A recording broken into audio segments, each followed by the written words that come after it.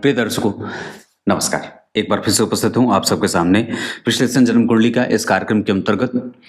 आज जो आपके सामने कुंडली लेकर के आया हूँ, ये कुंडली आई है मेरे पास सूरत, गुजरात से। शुरू करते हैं आज का कार्यक्रम। कहीं नहीं जाना है, बिल्कुल बन के रहिएगा। जैसे कि आप लोग मेरे नियमित दर्शक हैं और ये बात जानते हैं कि कुंडली विश्लेषण का जो ये कार्यक्रम है, इसके लिए लोग इंतजार भी करते हैं और आज तक बड़ा ऐसा कम बार हुआ है कि जिनकी कुंडली का वीडियो बनाया गया है, मतलब इस तरीके से उन्होंने कोई कार्यक्रम के बाद या देखने के बाद कोई शिकायत की हो कि नहीं, कार्यक्रम में ये कमी थी। लगभग जो जैसे ही कुंडली का अध्ययन चाहता है, मैं वैसे उसकी कुंडली का अध्ययन करने की कोशिश करता हूँ। हर दिन यही कोशिश करता हूँ कि अलग तरीके से कुछ अच्छा बताने की कोशिश की जाए और उसे और बेहतर बनाने की कोशिश की जाए, इसी में लगा रहता हूँ। लेकिन कुंडली अध्ययन की जो परंपरा है, उसमें किसी भी तरीके से आप अब उसके अंदर जो डालने की कोशिश करते हैं, जो आप नया डालने की कोशिश करते हैं, वो तरीका नहीं बदलता। क्योंकि शास्त्र आर्द्रा नक्षत्र में जन्मे लोगों को वही बात बताएगा जो आज से 200 साल पूर्व बताया गया था। और आज जो बालक 200 साल बाद आर्द्रा नक्षत्र में जन्मेगा, उस पे भी वही बात लागू होगी। देखने का तरीका बदला है, लोगों का दृष्टिकोण बदला है, ज्योतिष को समझने की शैली बदल गई है, इसको जो समझने का भाव है वो बदल गया है। इसे वेदांग कहा गया है। वेदस्य चक्षुः क्लेदम स्मृतम ज्योतिषम। वेदों का जो नेत्र है वो ज्योतिष शास्त्र है। और जहां त्रुटि से लेकर के प्रलय तक की गणना होती है, इस ज्योतिष शास्त्र में सिद्धांत, संहिता और होरा, ये 3 स्कंधों वाला महान विज्ञान आपको उस प्रश्न का उत्तर देने की संपूर्ण स्थिति में है जो जहां जाकर विज्ञान समाप्त हो जाता है। तो कहने का स्पष्ट अर्थ ये है, इसका हमें पालन करना चाहिए, इसको समझने की कोशिश करनी चाहिए और इसको जानने की जिज्ञासा सदैव अपने मन में विराजमान रखनी चाहिए। जिसके ऊपर भगवान की बड़ी कृपा होती है, वही धर्म शास्त्रों से अपनी रुचि रखता है। विधर्मियों को कभी भी धर्मशास्त्र के पीछे जाते हुए नहीं देखा गया। जो महान ज्ञानी होते हैं, वो निरंतर नए ग्रंथों का और नित्य साधु का जो सत्संग होता है, वो नित्य प्राप्त करना चाहते हैं। वो किसी भी अवस्था में अपने आप को साधु, ग्रंथ और गुरु से विमुख नहीं होने देना चाहते। उनका मन चाहे लाख आजकल की समाज की स्थितियों में कितनी बार भी जाने का करे, पर वो इतने पवित्र हो जाते हैं कि वो उसको भी अपने इंद्रियों को किस तरीके से, कैसे उस पर अपना संयम का कोड़ा बनाना है या मारना है, चलाना है, ये उन्हें बहुत अच्छे तरीके से आता है। तो कहने का अर्थ मेरा यह है कि ये हमारे जो पूर्व के आचार्य हुए, उनकी ये बड़ी महान विद्या है और इस पे संदेह नहीं करना चाहिए। कुंडली दिखाने से, ज्योतिष को समझने से सिर्फ व्यक्ति का भला हो सकता है, इसका नुकसान कुछ भी नहीं है। जिस तरीके से एक बालक के लिए उसकी माता कभी भी नुकसान के बारे में विचार नहीं करती हैं, वैसे ही ज्योतिष शास्त्र कभी भी आपका नुकसान नहीं करता, अपितु आपका मार्ग प्रशस्त करता है और आपको आगे ले जाने की स्थिति प्रदान करता है। क्लियर है? आइए, मैं आपको सबसे पहले, जैसे कि मैंने कहा, पंचांग का अध्ययन बहुत आवश्यक होता है किसी भी कुंडली अध्ययन के लिए। इस वजह से सबसे पहले इनकी कुंडली के पंचांग से आपका परिचय करा दूं। जातक का जन्म हुआ जातिका का माघ माह में। ऐसे लोग आत्मविश्वास से युक्त होते हैं। उनका आत्मविश्वास बड़ा ही ऊंचे स्थिति को प्राप्त करने वाला होता है। उसके बाद उत्तरायण, शिशिर ऋतु, शुक्ल पक्ष की एकादशी तिथि। उत्तरायण में सूर्य, उत्तरायण में चंद्रमा नहीं, उत्तरायण में सूर्य, चंद्रमा, बुध, शुक्र और गुरु, ये 3 से 4, 5 ग्रह बलवान हो जाते हैं। गुरु, शुक्र, बुध और चंद्रमा के साथ सूर्य भी उत्तरायण में बली होते हैं, क्योंकि तब ये बहुत तीव्रता से अपनी रोशनी व्यक्ति या मनुष्यों के ऊपर डालते हैं। नवमांश चक्र में चंद्रमा केंद्र में, शनि उच्च के, गुरु और मंगल जैसे 2 परम मित्र एक साथ, बुध अपनी राशि के, शुक्र सप्तम भाव के आगे बैठे हैं, जबकि दशमांशा चक्र में भाग्य भाव में राहु, गुरु नीच के बैठे हैं और शनि नवम भाव पंचम भाव में स्वग्रही, सूर्य बुध का प्रभाव बहुत उत्तम, शुक्र भी बहुत अच्छी स्थिति में है, जबकि मंगल चंद्रमा और केतु में से मंगल का प्रभाव अच्छा दिख रहा है। नवांश चक्र में मंगल और राहु का प्रभाव यहाँ जातक को लाभप्रद होगा, वो आगे बताऊंगा कैसे। कुंडली में कितने धन योग बने हैं ये भी बताऊंगा। तो शुक्ल पक्ष की एकादशी तिथि, चंद्रमा यहाँ बैठे हैं और सूर्य बैठे हैं यहाँ, नवम पंचम का संबंध है। इस वजह से व्यक्ति अपनी बुद्धि का और अपने पूर्वजों के धन का 100% इस्तेमाल करने वाला होगा। इसमें जरा भी कोई संशय नहीं है कि व्यक्ति अपनी एनर्जी को किस तरीके से लगाना है, उसका समायोजन किस तरीके से करना है, बुद्धि का विस्तार कैसे करना है, तर्क कहाँ देना है, गणना कितनी करने की आवश्यकता है और दीपक में तेल या घी कितना डालना है, मतलब एनर्जी कितनी डालनी है, उसे बहुत अच्छे तरीके से पता है। शुक्ल पक्ष के एकादशी तिथि के चंद्रमा हैं, स्वास्थ्य को ठीक रखेंगे, पर भाव के आधार पर अष्टम भाव में सूर्य और 12वें भाव में चंद्रमा। इस वजह से कई बार व्यक्ति के स्वास्थ्य में हड्डी और पेट का रोग परेशान कर सकता है। अनियमितता भी कई बार देखने को मिलती है। पिता के साथ संबंधों में कई बार मतभेद भी देखने को मिलता है, या जैसे व्यक्ति पिता के जीवन में आता है, माता के जीवन में आता है, थोड़े बहुत स्वास्थ्य में या कारोबार में निश्चिंत ही रह करके नहीं जीना चाहता, या फिर जीवन नहीं हो पाता है, थोड़ा बहुत बेचैनी जातिका के कारण मिलता भी है। तो शुक्ल पक्ष के एकादशी तिथि के चंद्रमा शुभग्रह होते हैं, जो जातक के लिए लाभदायक हैं, धन मान पद प्रतिष्ठा के लिए, विदेशी यात्राओं के लिए, प्रचुर धन के लिए। सोमवार को जन्मे हैं, वारेस चंद्रमा लग्नेश होकर के 12वें भाव में बैठे हैं और वार के अधिपति भी हो गए। सूर्य से नवम पंचम में है, शनि से चतुर्थ दशम के केंद्र में है, गुरु से षडाष्टक में है, बुध से षडाष्टक में है, शुक्र से भी षडाष्टक योग में जा रहे हैं। इस वजह से व्यक्ति के अंदर थोड़ा जल्दबाजीपन की प्रवृत्ति भी देखने को मिल जाती है। आर्द्रा नक्षत्र, जिसपे वैसे तो ये राहु का नक्षत्र है, पर इसके ऊपर भगवान शिव की आधिपत्य की स्थिति देखी जाती है, जो समस्त रोगों के मूल भी हैं और समस्त रोगों को हटाने की शक्ति भी है। आप लोगों को एक बड़ी अच्छी बात बताता हूं। भगवान राम जब रावण को मार करके अयोध्या लौटे तो अगस्त मुनि का आगमन होता है। उनसे मिलने के लिए, भगवान का दर्शन करने के लिए अगस्त मुनि आते हैं। छोटी सी वृतांत है, कहानी जो पुराणों में है। अगस्त मुनि के आने पर भगवान ने उनका खूब अच्छा स्वागत किया, अर्घ आचमन आदि कराया, पूजन किया। उसके बाद पूछते हैं, महर्षि आप मेरे पास क्यों आए हैं, क्या कारण है? तो बोले कि बहुत दिन हो गया तो सोचे आपका दर्शन कर लें, क्योंकि आप के दर्शन से मेरे भी पुण्य जागृत हो जाते हैं और बड़ा ही कृत्य महसूस कर रहा हूं। अगस्त ऋषि ने ऐसा कहा।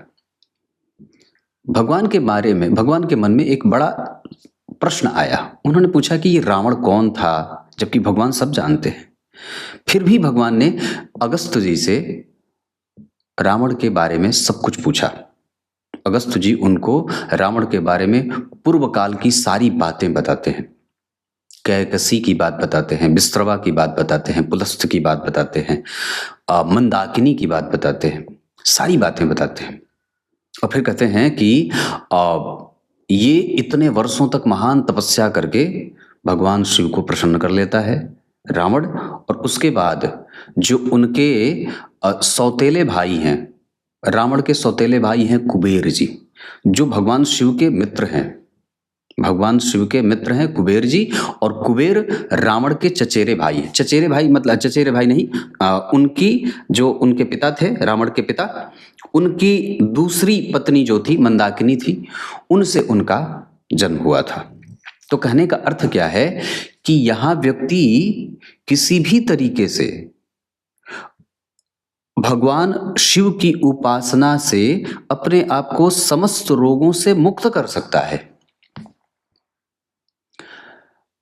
ये जो सोने की लंका है, ये भगवान शिव ने बनाई थी, पर वो सोने की लंका कई बार ऐसा भी आया है शास्त्रों में कि वो कुबेर के पास थी। वैसी ही लंका एक सोने की कुबेर के पास भी थी, जिसको देख करके ही रावण के मन में ये भाव आया कि मेरे पास इससे भी बड़ी सोने की लंका होगी, मतलब इससे भी बड़ा महल होगा जो स्वर्ण का होगा, और कुबेर भी मेरे यहां आकर के हाजिरी लगाएंगे। ऐसी तपस्या की थी रावण ने। और रावण नहीं बल्कि विभीषण जी ने भी, कुंभकर्ण ने भी, सबने तपस्या की थी, तीनों भाइयों ने। तो कहने का अर्थ क्या है कि भगवान शिव की उपासना मनुष्य मात्र को सब कुछ देने की क्षमता रखती है। यहां अगर आप आर्द्रा नक्षत्र में जन्मे हैं तो शिव जी की खूब उपासना करनी चाहिए, भगवान शिव की खूब उपासना करनी चाहिए। और इतना ही नहीं, सफेद चंदन अपने मस्तक पे आवश्यक रूप से प्रत्येक दिन लगाना चाहिए। भगवान भोलेनाथ को भी सफेद चंदन अर्पित करना चाहिए। आगे बढ़ के बात करते हैं। आर्द्रा नक्षत्र मैंने कहा ओम रुद्राय नमः, इस मंत्र का जप करना चाहिए। और अगर हो सके तो पीपल के वृक्ष की थोड़ी सी जड़ काट करके अपने गले में धारण करना चाहिए रविवार को। आगे बढ़ता हूं। शूद्र वर्ण और मनुष्य गण। शूद्र वर्ण के कारण व्यक्ति में तमस तत्व की प्रधानता रहेगी। मनुष्य गण के कारण व्यक्ति में ईर्ष्या है, थोड़ा छल है, थोड़ा कपट भी है, थोड़ी तृष्णा भी है आगे बढ़ने का। और धन है तो और धन कैसे प्राप्त किया जाए। धन का अभिमान भी होगा, अभिमान भी है, स्वाभिमान भी है, महत्वाकांक्षा भी है और छल कपट भी है। तो ये सारी चीजें जन्म कुंडली में देखने को मिल रही हैं। कुल मिलाकर के आपकी कुंडली में पंचांग बड़ा बेहतर बन गया। आर्द्रा नक्षत्र में जन्म हुआ, शुक्ल पक्ष के एकादशी तिथि को जन्म हुआ और साथ ही साथ मनुष्य गण में जन्म हुआ। तो ये सारी चीजें आपके पक्ष में खड़ी हैं। मन खड़ा है, बुद्धि खड़ी है, चित्त खड़ा है, व्यवस्थाएं खड़ी हैं, धन खड़ा है, सारी चीजें हैं। भगवान की बड़ी प्रीति होती है। आर्द्रा नक्षत्र में जो लोग जन्मे होते हैं वो ईश्वर के भक्त होते हैं और मोक्ष को प्राप्त करने वाली भक्ति प्राप्त करने वाले होते हैं। मतलब ऐसी भक्ति करते हैं कि उनको मोक्ष की प्राप्ति हो जाए। ब्रह्मदेव को ये आज्ञा नहीं है कि वो किसी को मोक्ष का वरदान दे दें कि जाओ मोक्ष की गति को प्राप्त हो, वो नहीं कर सकते। पर शिव भगवान भोलेनाथ में और भगवान विष्णु जी में ऐसी स्थिति है कि वो किसी को भी मोक्ष का वर भी दे सकते हैं, जबकि ब्रह्मदेव के पास ऐसी योग्यता नहीं है, जबकि वो पितामह हैं, पर फिर भी वो किसी को ऐसा वरदान नहीं देते। आइए अगली मैं जो स्थिति है आपकी कुंडली के ग्रहों से आपका परिचय करा देता हूं। कौन से ग्रह किस भाव के स्वामी हैं, कितने अंश पे बैठे हैं और किस नक्षत्र में बैठे हैं और कहाँ उनकी दृष्टि जा रही है। अब यहां से आगे बढ़ते हैं और सबसे पहले बात करते हैं जन्म कुंडली में एक एक ग्रहों की। तो विचार करिए। सबसे पहले कर्क लग्न की कुंडली के लिए धन भाव के स्वामी होते हैं, अष्टम भाव में बैठे हैं सूर्य। ये धन को कमजोर करने का कारण बनाते हैं। ये कई बार पैतृक संपत्ति में विवाद भी देते हैं और आत्मविश्वास में कमजोरी के साथ हड्डी और नेत्र की समस्या को भी परेशान करते हैं। मुख और गले का रोग भी देते हैं। जन्म कुंडली में द्वितीय भाव के स्वामी होकर अष्टम भाव में बैठे हैं और किसी शुभ ग्रह का प्रभाव नहीं है। इस वजह से पैतृक संपत्ति से व्यक्ति को कोई विशेष फायदा नहीं होता। यह व्यक्ति शुद्ध अपने पराक्रम पर विश्वास करने वाला भी होता है। जबकि चंद्रमा लग्नेश होकर के 12वें भाव में, गुरु शुक्र बुध से षडाष्टक में, शनि केतु मंगल राहु के केंद्र में, मतलब चंद्रमा से 10 घर आगे शनि केतु आ गए और चंद्रमा से 4 घर आगे मंगल राहु।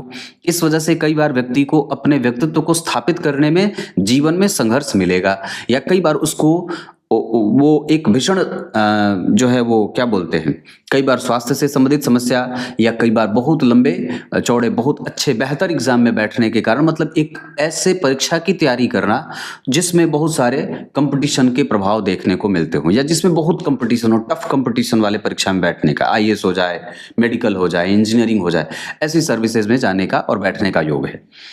मंगलदेव इस कुंडली के पंचम के साथ साथ जन्म कुंडली में दशम भाव के स्वामी होते हैं। अब जरा ध्यान से देखिए, तो जन्म कुंडली में मंगल पंचम के साथ दशम स्थान के स्वामी हो गए तो राजयोगों की भांति परिणाम करने वाले हो गए। पंचम भाव के स्वामी जब राहु के साथ बैठेंगे तो व्यक्ति को आत्मविश्वास में वृद्धि के साथ साथ महत्वाकांक्षा की वृद्धि करेंगे और व्यक्ति कभी भी अपने पैरों पर खड़ा होना चाहेगा, वो स्वाभिमानी रहेगा। जबकि पंचमेश के साथ राहु कई बार व्यक्ति के जीवन में अवरोध की स्थिति भी लेके आते हैं। अब जरा ध्यान से देखें तो जन्म कुंडली में पंचमेश का तृतीय भाव में जाकर के नवम भाव को देखना, तो पूर्वजों का आशीर्वाद मिल गया। लेकिन जन्म कुंडली के नवम भाव पे शनि मंगल राहु केतु सबका प्रभाव हो गया, तो ये कहीं ना कहीं पितृदोष का निर्माण करेगा या व्यक्ति के भाग्य को अवरोध में लेके जाएगा या व्यक्ति को कई बार असफलता की श्रेणी में भी डालेगा। परीक्षाओं में असफलता के योग भी बनेंगे और भाग्य में संघर्ष की स्थिति मंगल राहु शनि केतु डालेंगे। मंगल की चौथी दृष्टि भाग्य की सुरक्षा, धर्म की सुरक्षा, साहस की वृद्धि कर रहे हैं, जबकि मंगल की आठवीं दृष्टि जो सातवीं दृष्टि है वो भाग्य पे जा रही है। इस वजह से व्यक्ति धर्म भी करेगा, लेकिन उसमें कहीं ना कहीं संकोच की प्रवृत्ति भी रहेगी, या व्यक्ति दान पुण्य करते हुए दिखाने की स्थिति में चला जाएगा कि हाँ मैं देखो दान पुण्य करता हूं, जबकि आठवीं दृष्टि अपने भाव पे जाएगी। इस वजह से व्यक्ति अपने पद पे, प्रतिष्ठा पे, जो भी वो लक्ष्य बना करके चलता है उसको प्राप्त करने की स्थिति में भी चला जाता है। बुधदेव इस कुंडली के लिए 12वें के साथ साथ तीसरे भाव के स्वामी होते हैं, सप्तम भाव में बैठे हैं, अस्त नहीं होंगे। नवमांश चक्र में भी बुधदेव का जो प्रभाव है वो अपने नवांश की तरफ जा रहे हैं, दशमांशा चक्र में नीच के हो जा रहे हैं। हालांकि उनका नीच भंग गुरु कर रहे हैं, लेकिन फिर भी बुधदेव का सप्तम भाव में बैठना, गुरु बुध और शुक्र का 3-3 शुभ ग्रहों का जन्म कुंडली में लग्न को देखना, मतलब गुरु यहां से देख लिए, बुध भी देख लिए, शुक्र भी देख लिए, और साथ ही साथ एक ग्रह और भी धर्म भाव से बैठ करके केतु भी देख रहे हैं।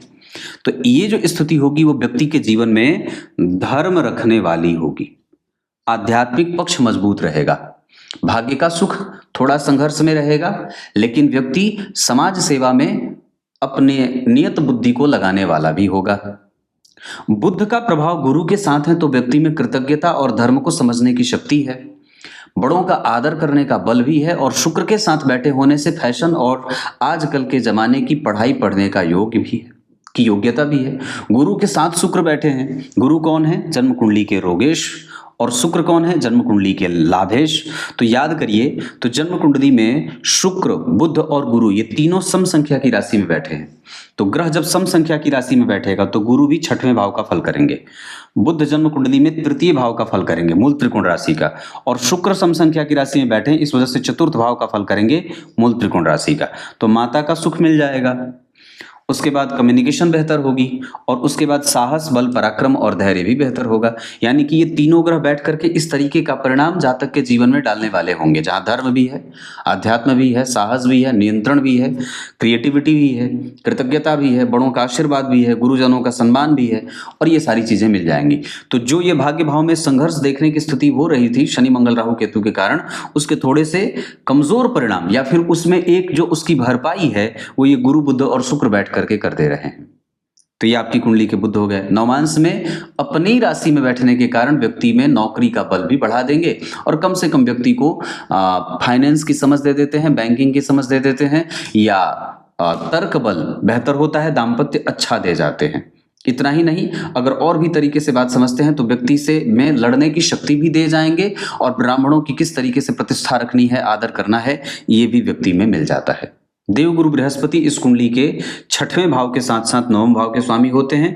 कहीं ना कहीं इनको थोड़ा बहुत दोष भी लगता है, राहु के संपर्क में है ना, राहु से दृष्ट हैं, तो बुध जन्म कुंडली में राहु से दृष्ट हो गए, गुरु भी राहु से दृष्ट हो गए, शनि भी राहु के प्रभाव में आ गए, शुक्र भी राहु के प्रभाव में आ गए, और कहीं ना कहीं सूर्य और चंद्रमा भी राहु के प्रभाव में आ गए।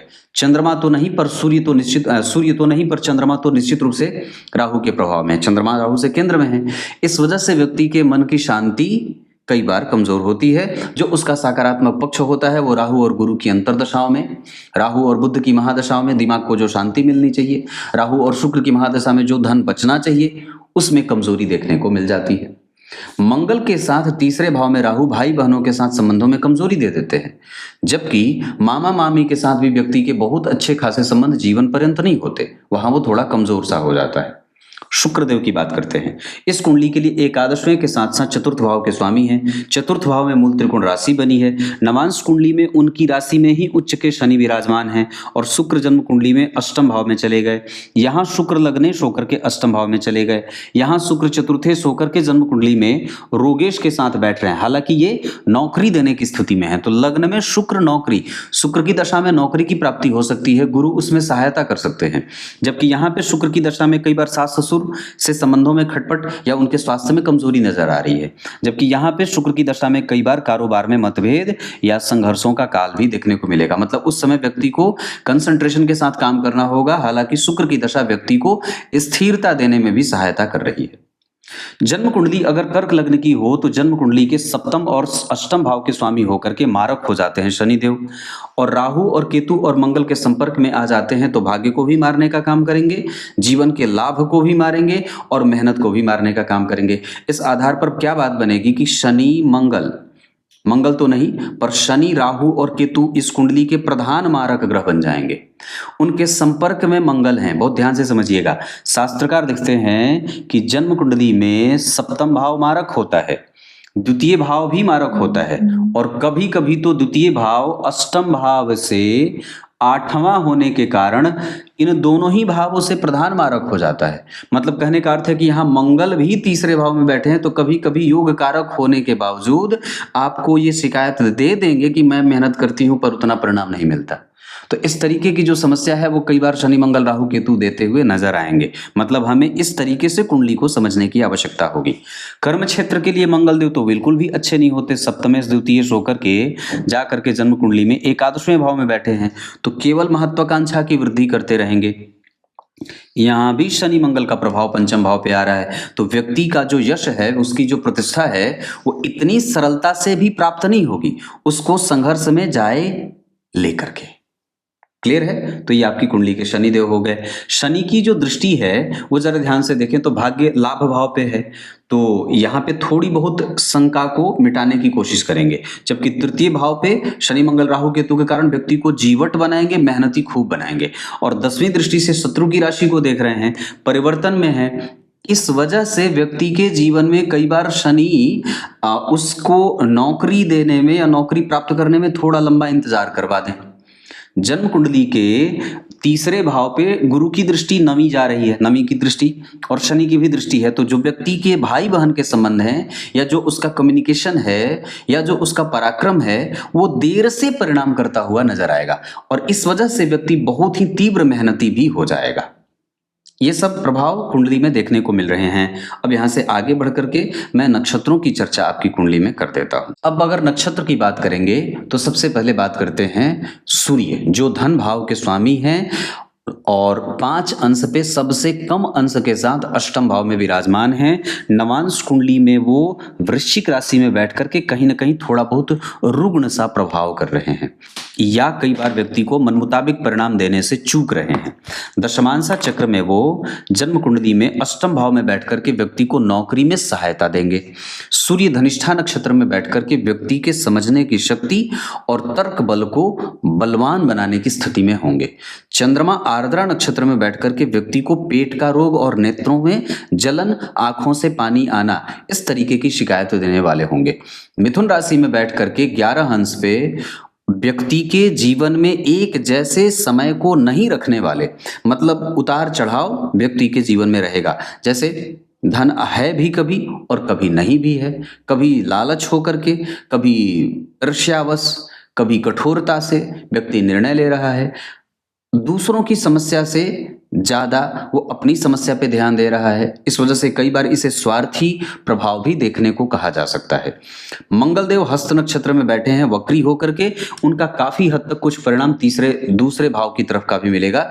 इस वजह से जन्म कुंडली में कभी कभी एक रूखापन, वाणी में कठोरता या जल्दी परिणाम प्राप्त करने की जल्दबाजी ये देखने को मिल जाएगी।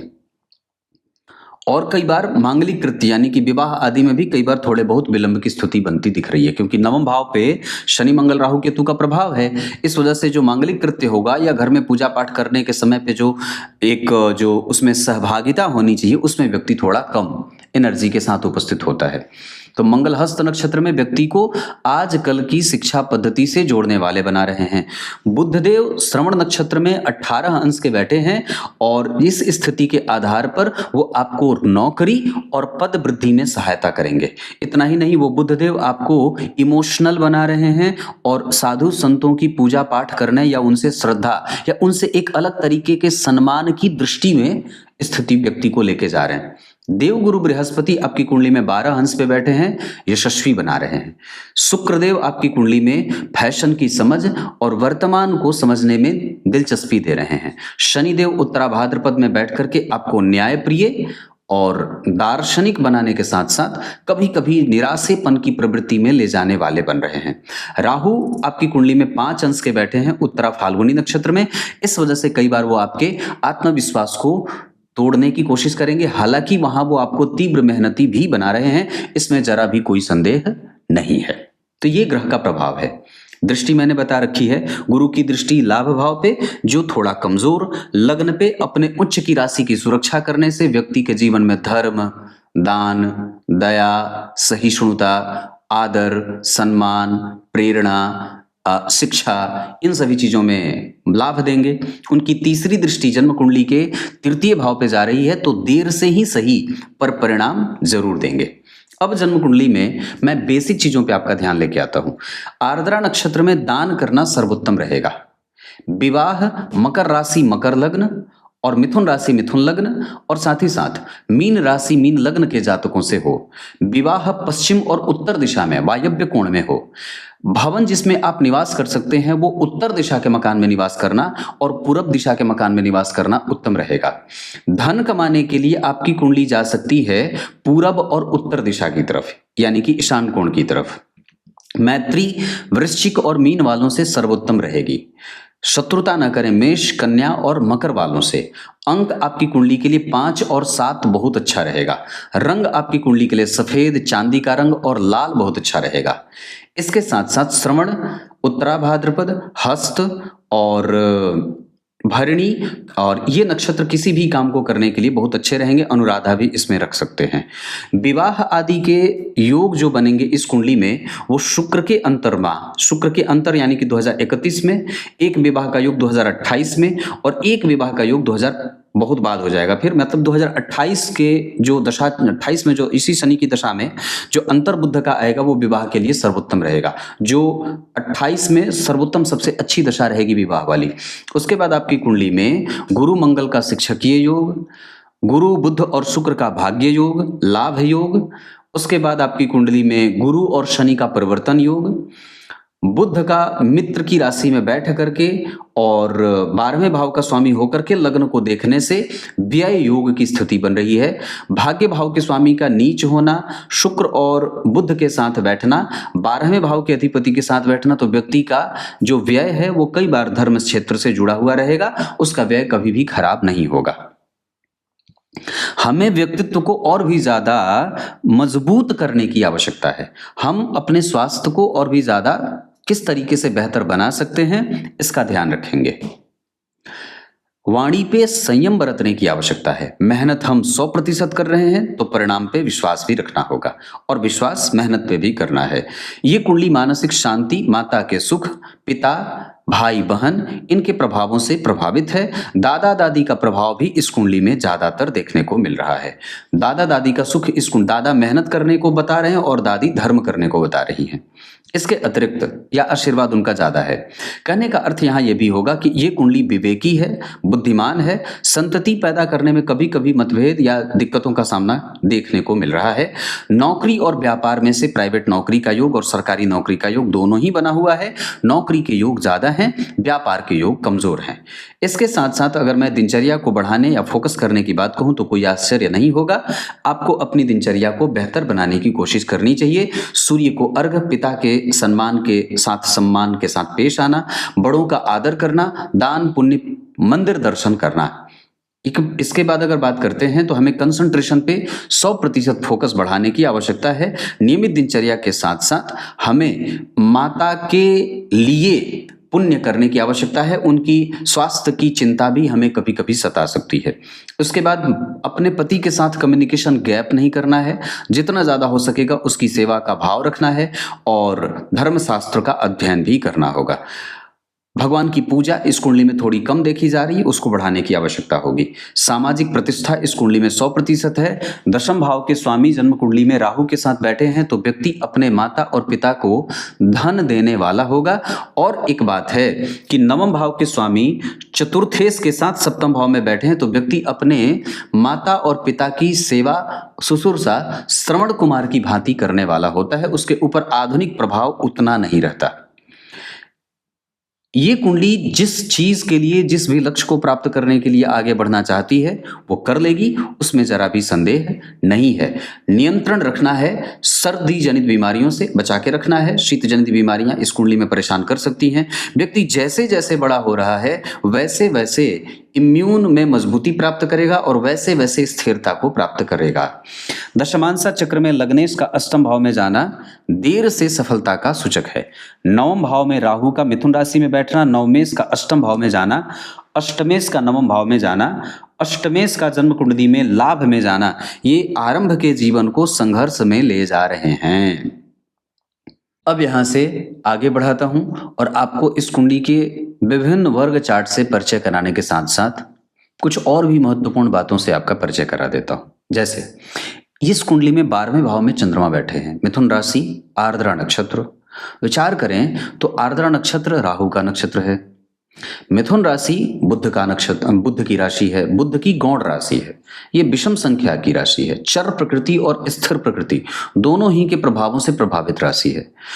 बुध के आधिपत्य में आने वाली ये राशि, जहां बुध को नपुंसक ग्रह कहा गया है और ये पुल्लिंग राशि है, जबकि इसके अधिपति बुध नपुंसक ग्रह हो गए, और द्विस्वाभाविक राशि है जिसमें बुध देव को, भगवान को ईश्वर देवताओं का दूत कहा गया या राजकुमार कहा गया। जीवटता इतनी कि तूफानी समुद्र में भी अपने नाव को लक्ष्य के दूसरी तरफ ले जाने की ठान लेते हैं तो जरूर उसे पूरा कर लेते हैं।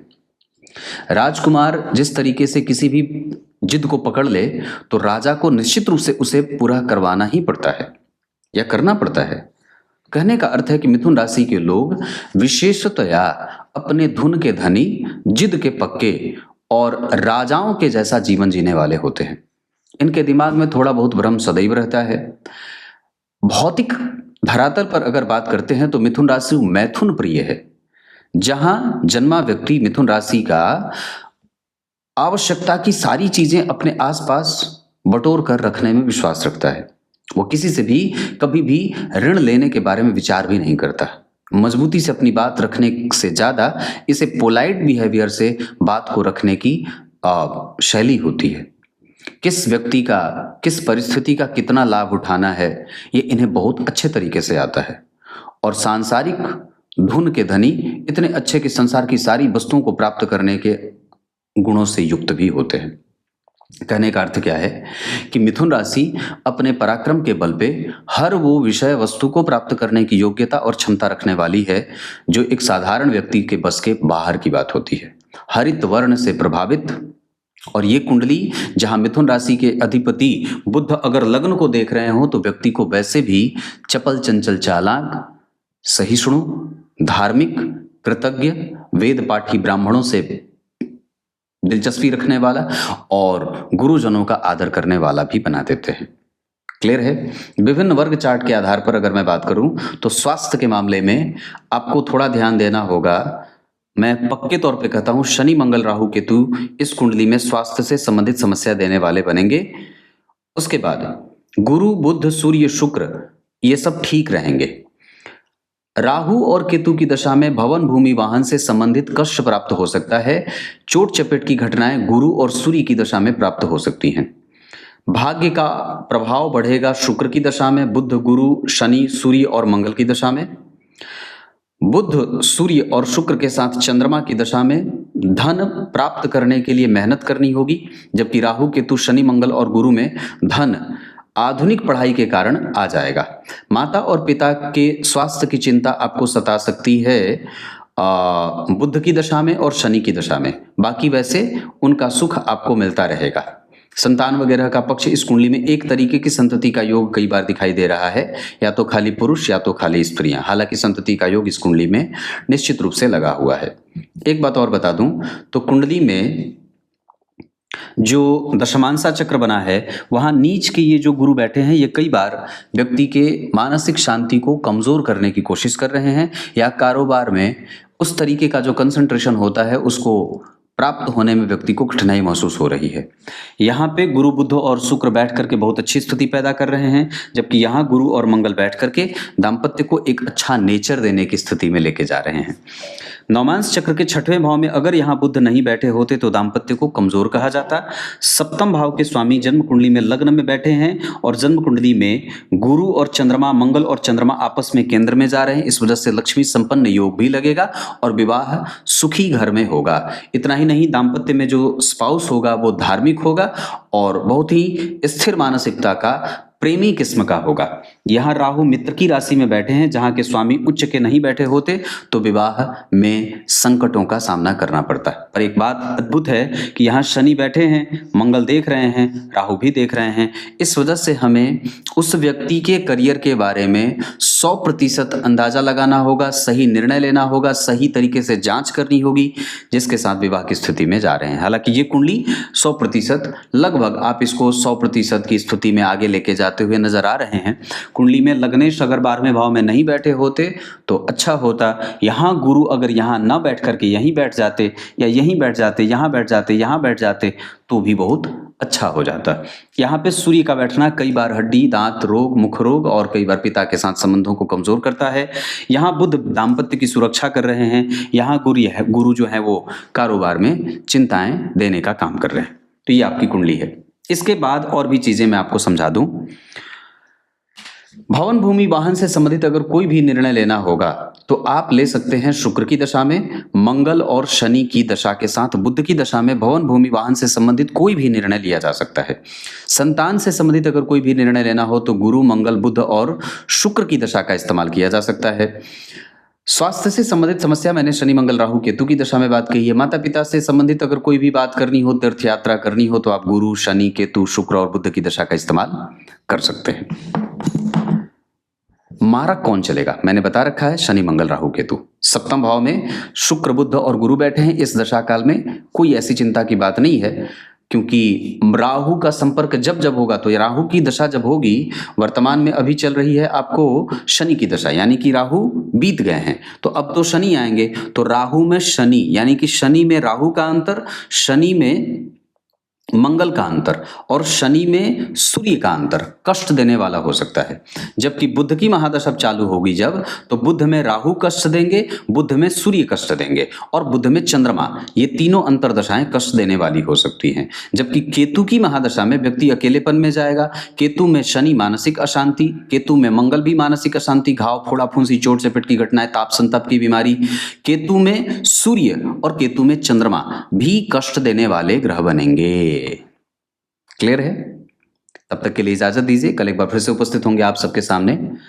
बहुत जल्दी आप लोगों को ये कुंडली विश्लेषण मैं स्मार्ट बोर्ड पर लाने की फिराक में हूं, पर कुछ स्थिति बन नहीं रही है जिसके कारण मैं वो खरीद नहीं पा रहा।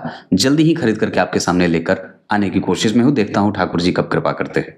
तब तक के लिए बहुत बहुत नमस्कार।